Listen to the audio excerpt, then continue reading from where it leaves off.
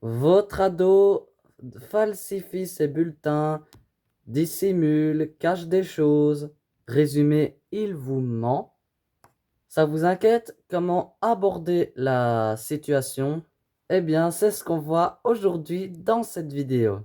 Bonjour, je suis Océane de Canaries, euh, formatrice en développement personnel et en parentalité. Nous allons parler aujourd'hui des mensonges finalement, des dissimulations et des falsifications. Et pour ça, je vais allumer la lumière, je vais répondre à une abonnée qui m'a envoyé un message. Et du coup, elle m'a posé cette question-là sur comment canaliser mon enfant. Euh, Elle m'a dit ça au niveau de cette vidéo. C'est le message de Marie. Bonjour, je remercie déjà pour cette vidéo. Mon fils de 8 ans a falsifié son bulletin. J'essaie de lui faire comprendre que c'est très mal, mais il semble ne pas comprendre. Comment est-ce que je dois m'y prendre d'après vous? Actuellement, je suis perdu et cela suscite de la peur en moi et pour son avenir. Alors, l'enfant de 8 ans a falsifié son bulletin. Alors, je voudrais vous expliquer pourquoi un enfant ment, falsifie ou il introduit ce genre de choses. Il ne fait pour que deux raisons. La première, la première chose, c'est qu'il a peur. Il a peur de ce qui va se passer. Si il falsifie pas son bulletin de notes, dans le cas présent, ou alors il a honte. Il a honte de présenter son bulletin de notes à sa famille, notamment. Voici ces deux raisons qui incitent un être humain ou ses enfants à mentir, à falsifier et à dissimuler les choses. Quand on répond ça, on peut avoir la réponse à sa question. Premier point que je voulais vous dire, c'est d'éviter de coller des étiquettes et de tirer des conclusions. Et c'est-à-dire, quand un enfant fait ça et qu'il a déjà fait, il a fait 3 fois, il a menti sur autre chose, il a refait son bulletin, etc. On commence à croire que notre enfant est un menteur, on lui colle une grosse étiquette sur la tête, menteur, dissimulateur, etc. Alors que c'est un état ponctuel et ça ne fait pas de votre enfant que ça va être quelqu'un comme ça à vie. Qui n'a jamais menti ne jette la première pierre. C'est-à-dire que le mensonge, ça n'arrive pas, que personne ne ment jamais de toute sa vie. Donc c'est pas parce qu'il le fait maintenant que ça va être un tricheur toute sa vie, qui va dissimuler des choses, pas du tout. D'abord, il n'a que 8 ans, ce n'est qu'un enfant qui agit avec des moyens d'enfant. On sait aussi qu'ils sont intelligents, c'est vrai que les enfants mentent sont aussi intelligents, afin de rassurer les parents. Et ils sont intelligents parce qu'il faut d'abord élaborer des stratagèmes. Le mensonge, c'est quelque chose qui apporte certains nombres parce qu'il ne faut pas oublier, parce qu'il faut réajuster certaines choses. Il faut être cohérent et congruent dans ses propos. Donc voilà, arriver à falsifier le bulletin quand on a 8 ans et ça se voit sur les nez au plein milieu de la figure.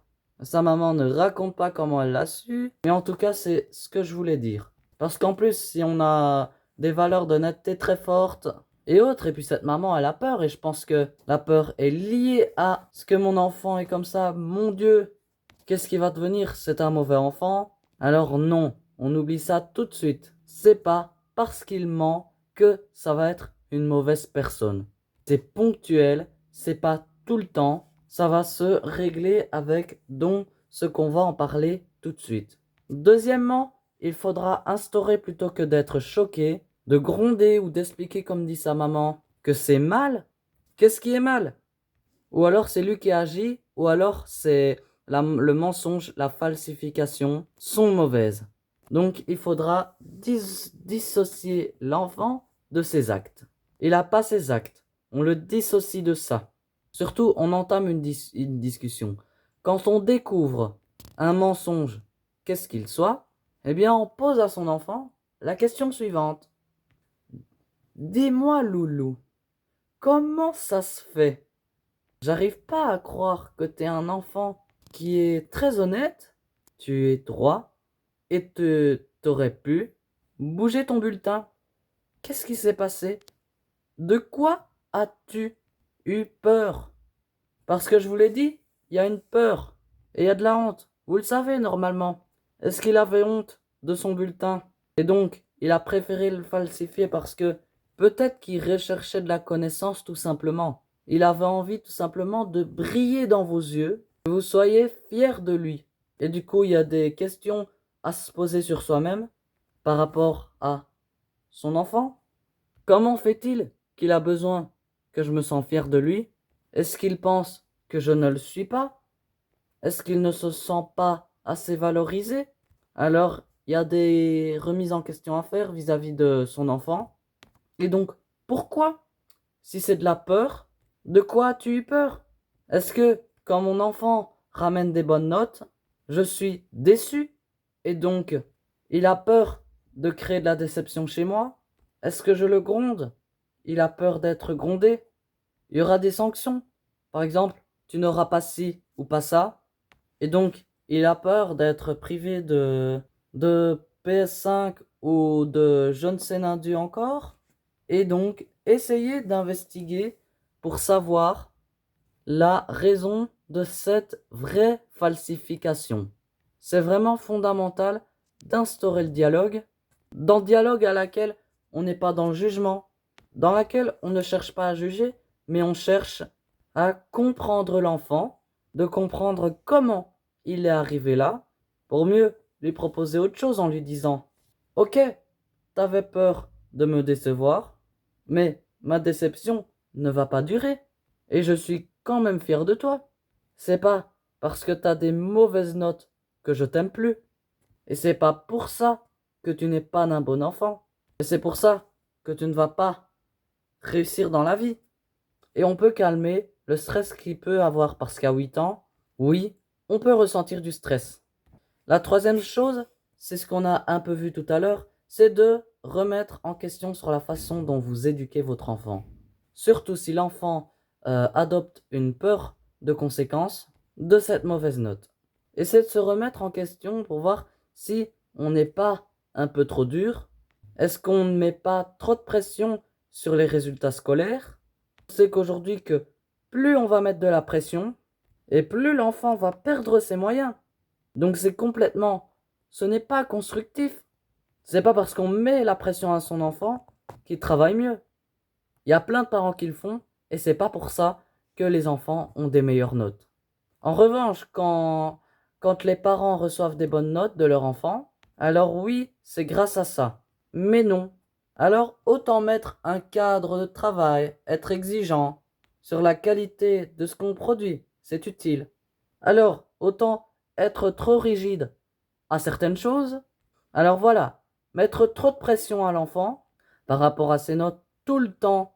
Alors quand on regarde ses notes, t'as eu tes notes, t'as eu que ça, t'as fait que ça, t'as pas travaillé, tu travailles pas assez. Imaginons, ou imaginez que votre patron au boulot vous fasse la même chose.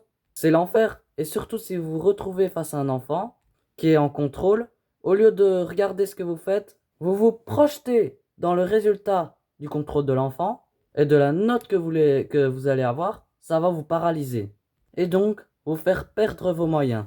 Et pour la dernière chose, c'est qu'il n'y a aucun comportement ne justifie pas une conséquence pour l'enfant. Alors, si c'est la première fois, on peut passer dessus, on peut instaurer un dialogue constructif et qu'on sent que son enfant regrette, émet des remords et a l'air de repartir sur une bonne voie. Donc oui, la première fois, on peut être un peu souple. En revanche, si ça se reproduit, il faut qu'il y ait des conséquences.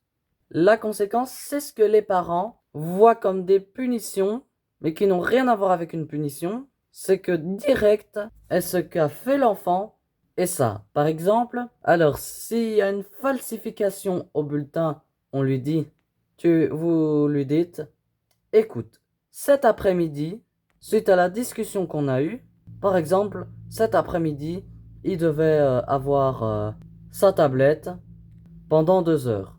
Eh ben, je vais te demander de réfléchir à ce qui s'est passé pendant ces 2 heures. Au lieu d'avoir ta tablette ou ta console ou ta Nintendo, je sais pas quoi, tu réfléchis et on verra et on en reparlera plus tard, quand il y aura des conclusions après. Si ça se reproduit, si l'enfant le refait, après ça, dans ce cas-là, on devient beaucoup plus strict. C'est à vous à leur montrer la conséquence et la gravité des faits. Voilà. Donc voilà, récidive, c'est beaucoup plus grave qu'un enfant fasse une fois, on peut passer. À partir de 2, ça veut dire que soit faut se remettre en question, soit on est rigide, on est trop strict, on ne s'est pas remis nous-mêmes en question, c'est un travail en commun, soit l'enfant fait n'importe quoi, dissimule tout le temps, fait d'autres mensonges, etc. À ce moment-là, pour lui faire comprendre, il faudra falloir que les conséquences soient négatives pour lui. Vous pouvez par exemple lui mentir. Ça s'agit pas de lui mentir sur un truc grave. Ah ben voilà, je te donnerai ça plus tard. Alors que quand il le réclame, vous lui dites ah ben non, finalement non. Ça veut dire t'as menti. Ah ben t'as vu,